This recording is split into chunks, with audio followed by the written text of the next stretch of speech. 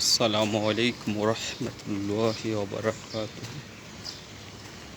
আলহামদুলিল্লাহ ভাই, আপনারা সবাই কেমন আছেন? আল্লাহ পাক আমাকে অনেক ভালো লাগছে, আলহামদুলিল্লাহ।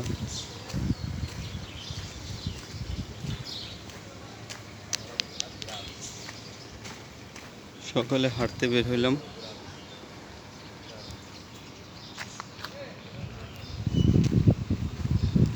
সকালে হাঁটা অনেক উপকার। সকাল এবং বিকাল বা সন্ধ্যা প্রতিটা মানুষের হাঁটা উচিত, হাঁটা দরকার। কমসে কম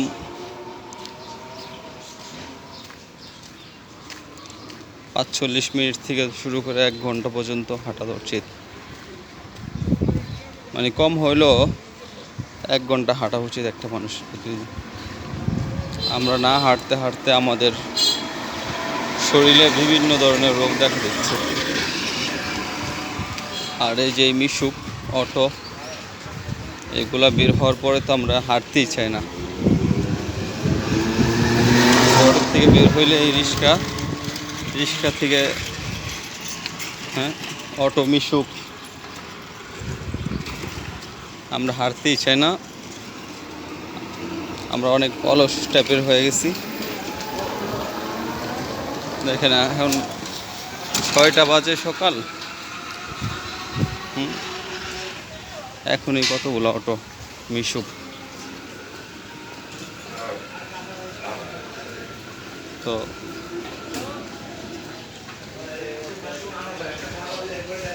যাই হোক, হাঁটা উচিত, হাঁটা দরকার। পৃথিবীতে সবচেয়ে বেশি মানুষের গড়ায়ু দেশ হচ্ছে জাপানে মানুষ সবচেয়ে বেশি বাঁচে এবং ওনাদের এখনো পর্যন্ত ৭০,০০০-এর উপরে ১০০ বছরের অধিক মানুষ জীবিত ওনাদের দেশে। সেটা কেন হয়েছে?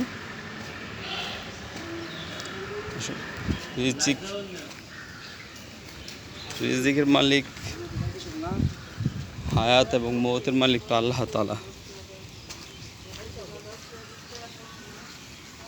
হায়াতের মালিক, মৌতের মালিক, এরকম রিজিকের মালিক, জীবন মৃত্যুর মালিক মহান আল্লাহ রব্বুল আলামিন, আল্লাহ তাআলা। তারপরও যে মানুষের কিছু আছে, জীবনযাত্রা চলাফেরার মাধ্যমে মানুষ পরিশ্রমের মাধ্যমে এবং ভালো খাদ্য অভ্যাসের মাধ্যমে, ভালো জীবনযাত্রার মাধ্যমে, ঠিক আছে, মানুষের গড়ায়ু বাড়ানো আল্লাহ তাআলার হাতে। মানুষ পরিশ্রম করলে আল্লাহ তাআলা তার সুফল অবশ্যই দিবে, কিন্তু আমরা তো পরিশ্রম করতে জানি না। জাপানে একটা অঞ্চল আছে, নাগানো। ওইখানে যেমন আমাদের এখানে দেখলেন মিশুক, অটো ঘুম থেকে ওঠার পরে, বাসার থেকে বের হওয়ার পরেই, রাস্তা বের হওয়ার পরেই, তারপরে আমরা যেমন আমাদের বাইক, মোটরসাইকেল চালাই, ওনাদের ট্রেন আছে ওইখানে, বুলেট ট্রেন আছে। ওনাদের এত গাড়ি নেই, কিছু হয়তো বা প্রাইভেট কার আছে, আর ওনারা সাইকেল চালায়, সাইকেলিং করতে ভালোবাসে। ওনারা মোটরসাইকেলে বদলে দেয়, সাইকেল চালায়। পায়ে হাঁটতে সবচেয়ে বেশি মজা পায়, বেশি ভালো লাগে ওনাদের। তো এই নাগানো অঞ্চলে কি হয়েছে, ১৯৮১ সালের দিকে ওনাদের সবচেয়ে বেশি স্ট্রোক হইতো এই নাগানো অঞ্চলে। তো ওনারা এর কারণ খুঁজে বের করলো যে অল্প বয়সী মানুষ মারা যাচ্ছে, স্ট্রোক হচ্ছে, এর কারণটা কি? পরে দেখলো যে ওনারা প্রচুর পরিমাণ মিষ্টি জাতীয় খাবার খাইতো আর প্রচুর পরিমাণ লবণ খাইতো। আমাদের শরীরে সল্টের প্রয়োজন আছে, লবণের প্রয়োজন আছে, তবে ওটা মাত্রা অতিরিক্ত না, মাত্রা অনুযায়ী। তো এরকম মাত্রা অতিরিক্ত সল্ট খাইতো ওনারা। ওনাদের শীতের মৌসুমে, শীতের সময় ওইখানে তুষারপাত হয়, বরফ পড়ে, বরফ দিয়ে পুরা অঞ্চল এরকম ঢেকে যায়। তো ওই সময় ওনারা 3 বেলায় স্যুপ খায়, কর্নফ্লাওয়ার দেওয়া 3 বেলার স্যুপ খায়। তো হচ্ছে কি, এরকম স্যুপে প্রচুর পরিমাণ লবণ দিয়ে খেত ওনারা, লবণ প্রচুর পরিমাণ। এবং ওনারা গ্রীষ্মের সময়, গরমের সময় ওনারা এরকম আচার বানায় রাখতো বিভিন্ন জিনিসের। আমরা যেমন জলপাই আচার, আমের আচার, বড়ের আচার এরকম বানায় রাখি না। তো শীতের মৌসুমে তো কিছু পাওয়া যায় না, এরকম সবজি চাষ করতে পারে না, তখন বিভিন্ন জিনিস আচার বানায় রাখে। তো ওই আচারের ভিতরে প্রচুর পরিমাণ ওনারা কী দিত, লবণ, সল্ট দিত।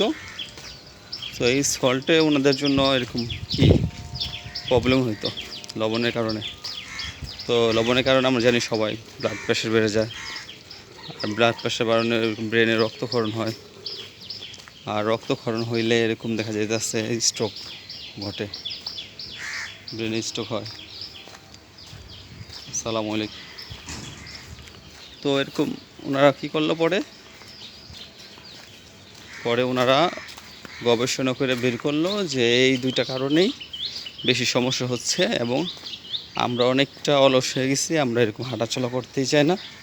ঠিক আছে, আমরা এরকম কি করব, হাঁটাচলা করব, তাহলে আমাদের শরীরে রক্তর প্রেশার ঠিক থাকবে, ব্লাড প্রেশার ঠিক থাকবে, আমাদের এরকম লিভার, ফুসফুস, কিডনি ভালো থাকবে, শরীরে ব্লাড সার্কুলেশন যেটাকে বলা হয়, এটা ভালো থাকবে।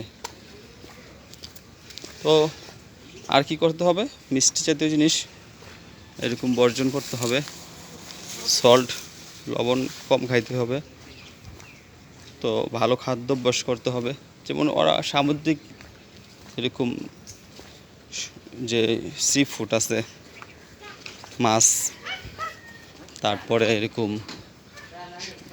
ভেজিটেবল আছে, সমুদ্রের নিচে যেই শ্যাওলাগুলা, এরকম ভেজিটেবল শাকগুলা যে হয়, ওগুলো ওরা খায়। বিশ্বের ভিতরে এরকম ওরা একাই 30 থেকে 40% সামুদ্রিক সি ফুডগুলা ওরাই একাই খায়, এরকম একটা অবস্থা। তো ওদের খাদ্যাভ্যাস যে আছে, এটা ভালো করলো, লাইফস্টাইল চেঞ্জ করলো, খুব সকালে ঘুম থেকে উঠে এরকম হাঁটাচলা করে। তো হাঁটাচলা করতে করতে এক্সারসাইজ করে, তারপরে সাইকেল চালায়। এখনও পর্যন্ত এখানে ঠিক আছে, আমাদের মতন এই যে মিশুক বলেন, অটো বলেন, এগুলো নাই।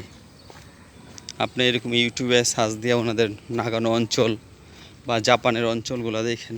হ্যাঁ, প্রাইভেট কার আছে, বাস আছে কম সংখ্যায়, ট্রেন আছে। ওরা হাঁটতেই পছন্দ করে, হাঁটতেই ভালোবাসে।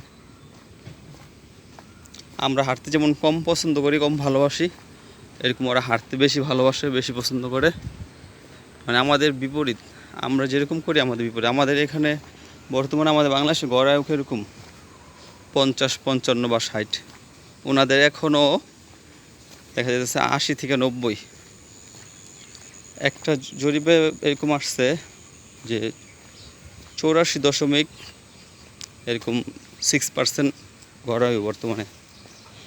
যাই হোক, 80 হোক, 90 হোক, আমাদের থেকে তো ভালো আছে ওনারা, আমাদের থেকে উন্নত দেশ। এই জন্য আমরাও চেষ্টা করব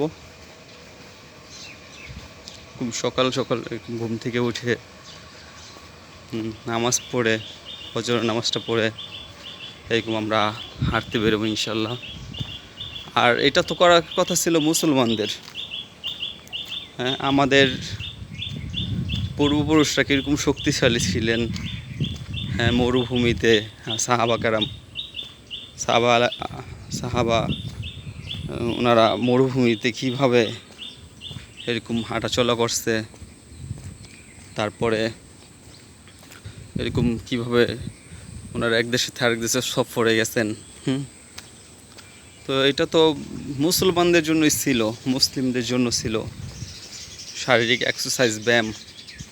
আর এখন আমরা কীরকম হয়ে গেছি, আমরা খাই আর ঘুমাই, শুয়ে থাকি, অলস টাইপের এক প্রাণী হয়ে গেছে, এরকম অবস্থা হয়ে গেছে, অলস হয়ে গেছে। আমরা খাবো আর ঘুমাবো, কাজকাম করলো ঠিক আছে, ওইখানে দেখা যাচ্ছে ফাঁকি দিব, এরকম একটা অলস টাইপের মানুষ হয়ে গেছে আমরা। কিন্তু দেখা যাইতেছে আমাদের এই যে 5 ওয়াক্ত নামাজ পড়া ফরজ,